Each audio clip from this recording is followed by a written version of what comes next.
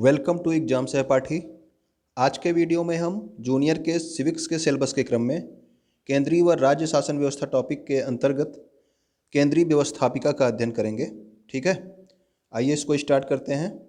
तो संघ की विधायिका को संविधान के भाग 5 में दिया गया है और ये अनुच्छेद 79 से 122 तक वर्णित किया गया है। तो आपको जो संघ है वो कहाँ पे है? भाग 5 में, ये आपको ध्यान रखना है।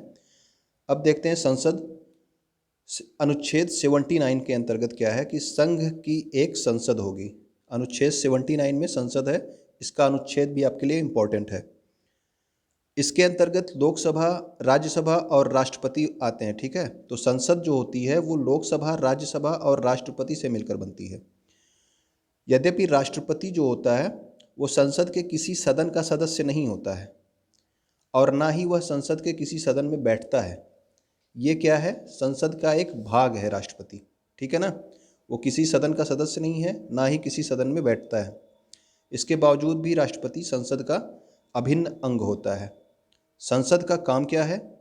तो संसद का काम है देश के लिए कानून बनाना और कानून को बदलना। ठीक, यानी कि कानून में संशोधन करना। संसद के दोनों सदनों के हिंदी नाम राज्यसभा और लोकसभा को 1954 में अंगीकृत किया गया था। 1954 में ये नाम जो है अंगीकृत किया गया। तो अनुच्छेद 79 में संसद था और अनुच्छेद 80 में आपका राज्यसभा है और अनुच्छेद 81 में आपका लोकसभा है। तो आप इसका जो है तीनों का अनुच्छेद याद रखेंगे। ठीक है, अब देखते हैं कि ये भारतीय संसद के अंतर्गत लोकसभा, राष्ट्रपति और राज्यसभा से मिलकर बनती है। आपका जो है लोकसभा जो है इसमें अधिकतम जो संख्या होती है वो होती है 552 और जिसमें से 530 राज्यों से चुन के आते हैं और 20 केंद्र शासित प्रदेशों से, और 2 लोगों को लोकसभा में राष्ट्रपति नामित करता है। लेकिन वास्तविक संख्या क्या है, यानी कि वर्तमान में इसकी संख्या क्या है? 545। लोकसभा के सदस्यों की वर्तमान संख्या 545, जिसमें से आपके 530 राज्यों से और 13 केंद्र शासित प्रदेशों से, यानी कि पूरे 543 लोग जो है चुन के आते हैं और 2 लोगों को राष्ट्रपति नामित करता है। और राज्यसभा में अधिकतम संख्या कितनी है? 250, जिनमें से 238 निर्वाचित होते हैं और 12 लोगों को राष्ट्रपति नामित करता है। और वास्तविक संख्या क्या है इसकी? 245, जिसमें से 233 आपके चुने जाते हैं, 12 लोगों को राष्ट्रपति नामित करता है। इनमें से 229 राज्यों से और 4 केंद्र शासित प्रदेशों से। ठीक है, तो अब इसमें देखते हैं कि लोकसभा में 543, यही अभी आपको बताया गया। वर्तमान में 543 निर्वाचित सदस्य और 2 जो है आंग्ल भारतीय समाज से मनोनीत होते हैं। तो और मनोनीत कौन करता है इनको? राष्ट्रपति।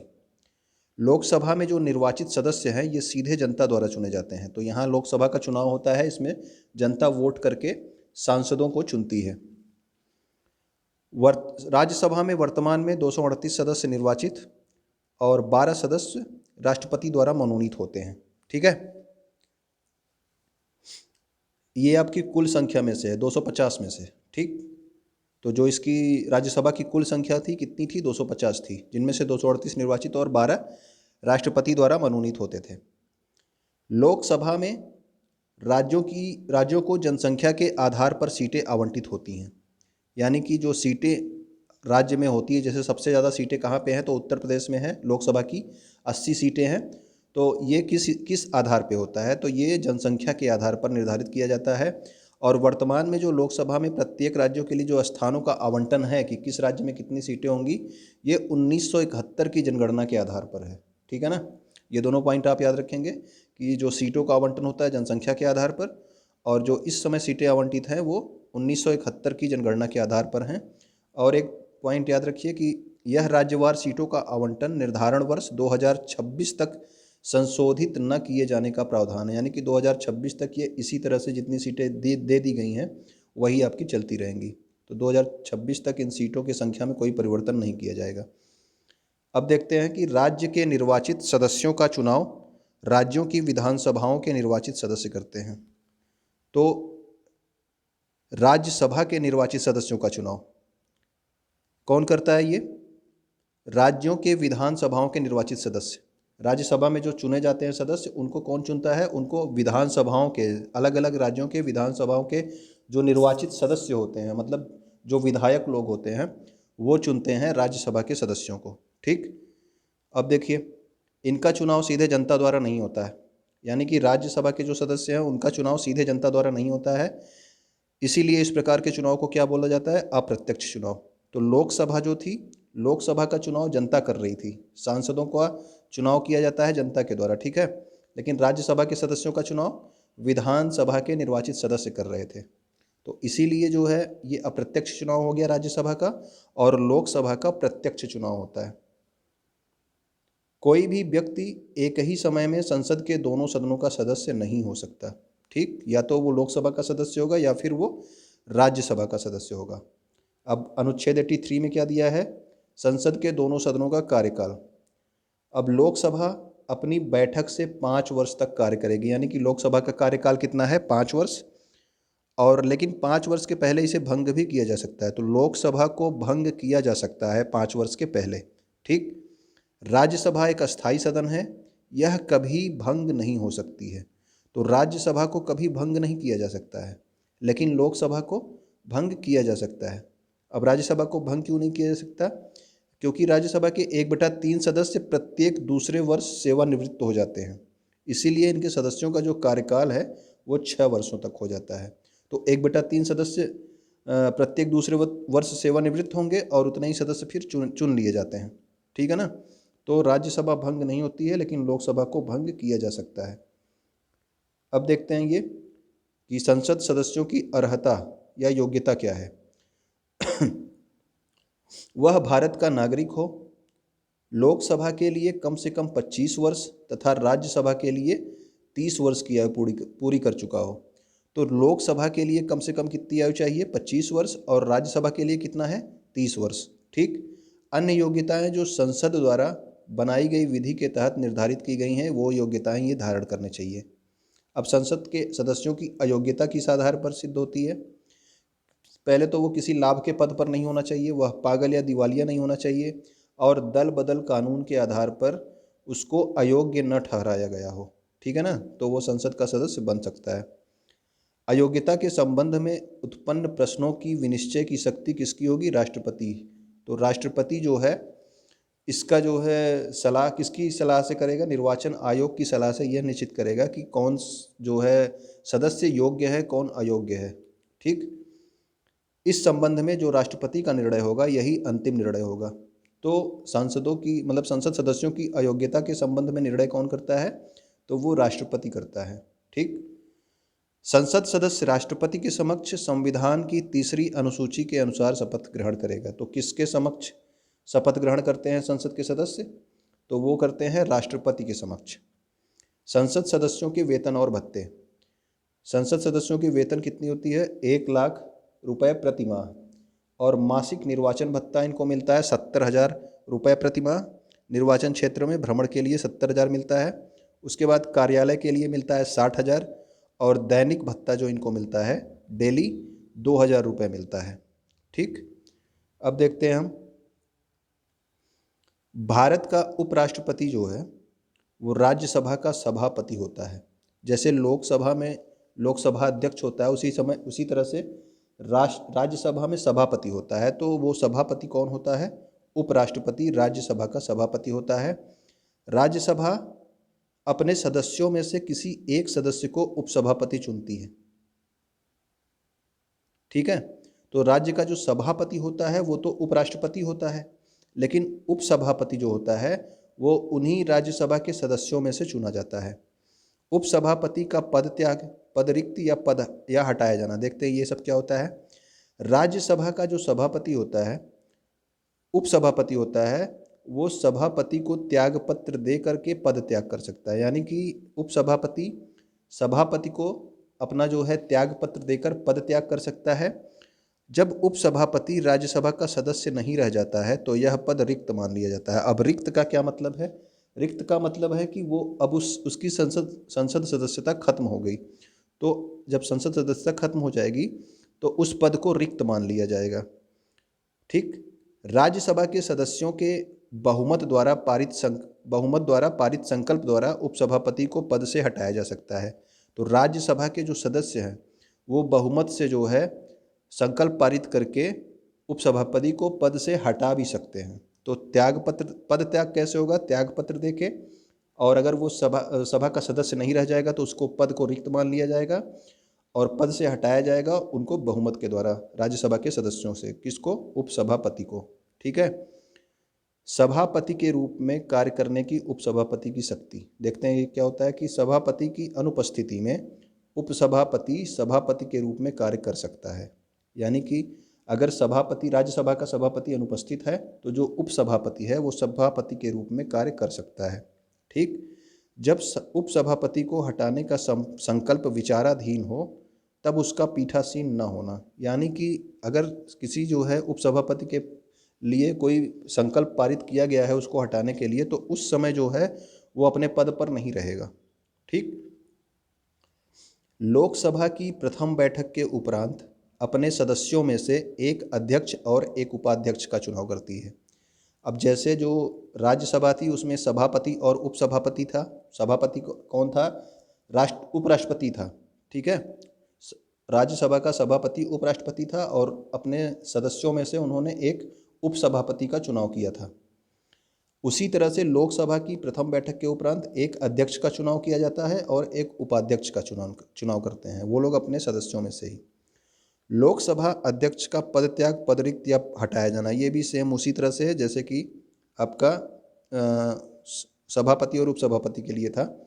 पद त्याग के लिए लोकसभा अध्यक्ष उपाध्यक्ष को और लोकसभा का जो उपाध्यक्ष है वो अध्यक्ष को अपना त्यागपत्र सौंपता है। ठीक। ये पद त्याग के लिए करता है। और जब वह सदन का सदस्य न रह जाए तो उस पद को रिक्त मान लिया जाता है। जब लोकसभा का वो सदस्य ही नहीं रह जाएगा तो उस पद को रिक्त मान लिया जाएगा। ठीक है। लोकसभा के तत्कालीन सदस्यों के बहुमत द्वारा पारित संकल्प द्वारा अध्यक्ष और उपाध्यक्ष को पद से हटाया जा सकता है। यानी कि बहुमत से कोई संकल्प पारित करके अध्यक्ष और उपाध्यक्ष दोनों को पद से हटाया जा सकता है। लेकिन राज्यसभा में केवल उपसभापति को जो है आप हटा सकते हैं। अध्यक्ष के रूप में कार्य करने की उपाध्यक्ष की शक्ति। अध्यक्ष की अनुपस्थिति में उपाध्यक्ष जो है वो अध्यक्ष के रूप में कार्य कर सकता है। तो अध्यक्ष की अनुपस्थिति में उपाध्यक्ष जो है वो अध्यक्ष के रूप में कार्य कर सकता है लोकसभा में। जब लोकसभा अध्यक्ष या उपाध्यक्ष को हटाने का संकल्प विचाराधीन हो तब उनका पीठासीन न होना। वही है कि जब कोई बहुमत से संकल्प पारित किया गया हो, मतलब कोई प्रक्रिया चल रही हो उनको हटाने की, तो उस समय वो अपने पद पर नहीं रहेंगे। संसद अधिकारियों के वेतन और भत्ते। अब इसके बारे में जो है आपको जो ऊपर बताया गया था वही आपका यहाँ पे भी होगा शायद। संसद का जो सचिवालय है, तो संसद का जो सचिवालय होता है वो लोकसभा अध्यक्ष के अधीन होता है। तो संसद का जो सचिवालय है किसके अधीन होता है? तो वो लोकसभा अध्यक्ष के अधीन होता है। ये क्वेश्चन पूछा जाता है आपका कि संसद का जो सचिवालय होता है वो किसके अधीन होता है? तो लोकसभा अध्यक्ष के अधीन होता है। लोकसभा और राज्यसभा के अधिवेशन बैठकें साल में 2 बार अवश्य होनी चाहिए। तो लोकसभा और राज्यसभा दोनों का जो बैठकें हैं वो साल में 2 बार अवश्य होनी चाहिए, याद रखना है इसको। और दोनों अधिवेशनों के बीच 6 महीने से अधिक का अंतर नहीं होना चाहिए। यानी कि एक अधिवेशन की अंतिम बैठक और दूसरे अधिवेशन की प्रथम बैठक के बीच में 6 महीने से ज़्यादा का अंतर नहीं होना चाहिए। ठीक। और साल में 2 बार बैठकें होनी चाहिए। लोकसभा और राज्यसभा की गण पूर्ति संख्या कुल सदस्य संख्या का 1/10 भाग होता है। ये पॉइंट आप याद रखेंगे कि गण पूर्ति संख्या कितनी होती है? कुल सदस्य संख्या का 1/10 भाग। लोकसभा का जो कार्यकाल है एक समय में 1 वर्ष के लिए बढ़ाया जा सकता है। मतलब एक बार में कितने वर्ष के लिए? लोकसभा के कार्यकाल को 1 वर्ष के लिए बढ़ाया जा सकता है। लेकिन राष्ट्रीय आपातकाल की स्थिति में इसे कितने भी समय के लिए बढ़ाया जा सकता है और इसे न्यायालय में चुनौती भी नहीं दिया जा सकता। ठीक।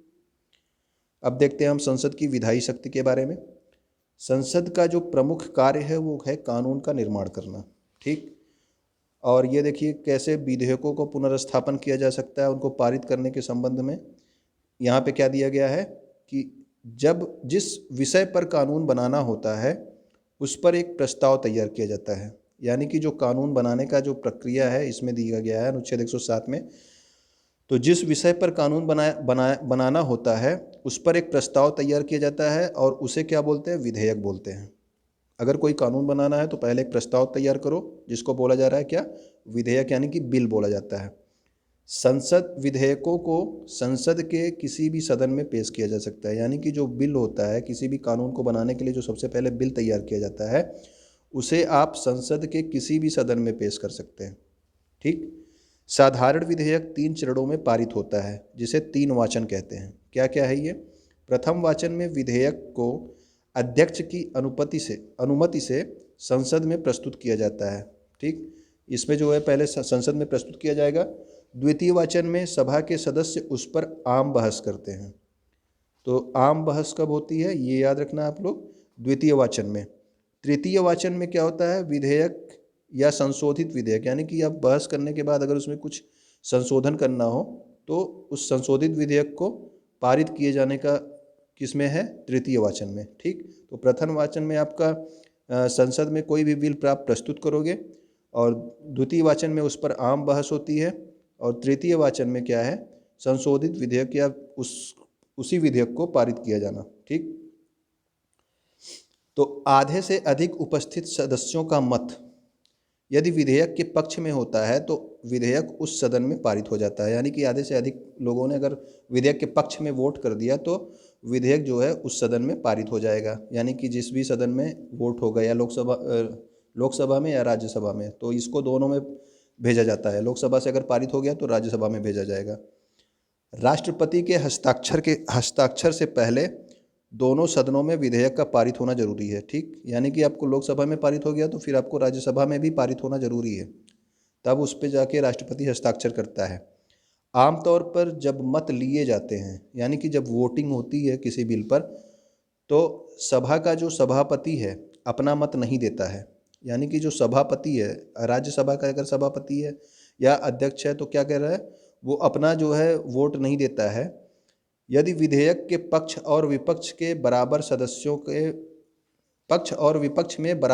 के मत हैं, यानी कि अगर दोनों पक्ष में भी अगर मान लीजिए दोनों साइड से बराबर वोट पड़ गए, ठीक है, कि पक्ष में भी आपके सेम वोट पड़ गए और विपक्ष में भी, तब उसका निर्णय कौन करता है, तब उसका निर्णय इस स्थिति में जो है जो सभापति होगा वो अपना वोट दे सकता है। ठीक, तो सामान्य मत जब होगा आपका किसी भी बिल को पास करने के लिए, तब वो आपका अपना मत नहीं देगा। लेकिन अगर दोनों का बराबर हो गया, पक्ष भी बराबर हो गया विपक्ष भी बराबर हो गया, तो जो है अपना निर्णायक मत अपना दे सकता है सभापति। तो इस स्थिति में उसका पद ही निर्णायक होगा। ठीक है, वो अगर पक्ष में दे देगा तो बिल आपका पास होगा, नहीं तो आपका नहीं पास होगा। यदि विधेयक की प्रक्रिया के दौरान लोकसभा भंग हो जाती है तो वह विधेयक समाप्त नहीं होता है। यानी कि कोई भी बिल आपने पारित किया है, आप कोई बिल जो है लोकसभा में लेके आए हैं और लोकसभा भंग हो गई, तो उस विधेयक को समाप्त नहीं कर दिया जाएगा, वो फिर अगली जो है लोकसभा में उस पर चर्चा होगी। लोकसभा और राज्यसभा दोनों में किसी विधेयक पर गतिरोध की स्थिति में संयुक्त बैठक का प्रावधान। अगर जो है लोकसभा और राज्यसभा में अगर कोई बिल प्रस्तुत किया गया है, उस पर कोई गतिरोध की स्थिति बन रही है, तो उस पर जो है संयुक्त बैठक कौन बुलाता है, राष्ट्रपति। ठीक, यदि साधारण विधेयक एक सदन में पारित हो जाता है पर दूसरे सदन से पारित नहीं होता है तो इस समस्या को सुलझाने के लिए राष्ट्रपति दोनों सदनों की संयुक्त बैठक बुला सकता है और इस संयुक्त बैठक की अध्यक्षता लोकसभा अध्यक्ष करता है। ठीक, तो जो है लोकसभा अध्यक्ष संयुक्त बैठक की अध्यक्षता करता है, लेकिन जो इस संयुक्त बैठक को बुलाता कौन है, तो वो बुलाता है आपका राष्ट्रपति। अब देखते हैं हम धन विधेयक से संबंधित विशेष प्रक्रिया के बारे में। धन विधेयक जो होता है वो राष्ट्रपति की अनुमति से ही संसद में पेश किया जा सकता है।